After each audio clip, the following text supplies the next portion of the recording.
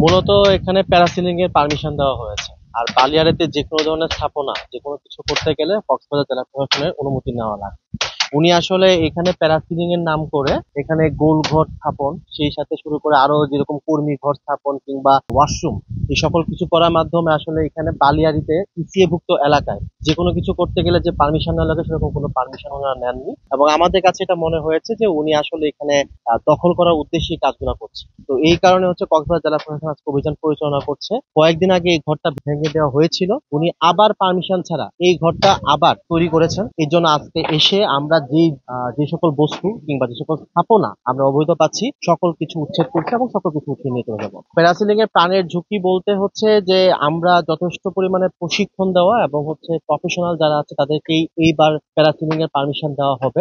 ওয়ালটন আবারও মিলিয়নিয়ার অফারে ওয়ালটন ফ্রিজ কিনে আপনিও হয়ে যেতে পারেন মিলিয়নিয়ার। আর নবায়ন কার্যক্রম চলবে। আমরা নবায়ন কার্যক্রমে পরবর্তীতে যাদেরকে আমরা পারমিশন দিব, আমরা যাদের বিরুদ্ধে পূর্বে যে কোনো ধরনের অভিযোগ ছিল বা যে কোনো ধরনের দুর্ঘটনার অভিযোগ আছে তাদেরকে আমরা এইবার পারমিশন দেওয়ার ক্ষেত্রে প্রশাসন খুব কঠোরভাবে এটা বিবেচনায় নিয়ে তারপর পারমিশন দিবে, এবং যাদের এরকম প্রশিক্ষিত বাহিনী আছে কিংবা প্রশিক্ষিত কর্মী আছে তাদেরকেই নবায়ন দেওয়ার ক্ষেত্রে অগ্রাধিকার দেওয়া হবে।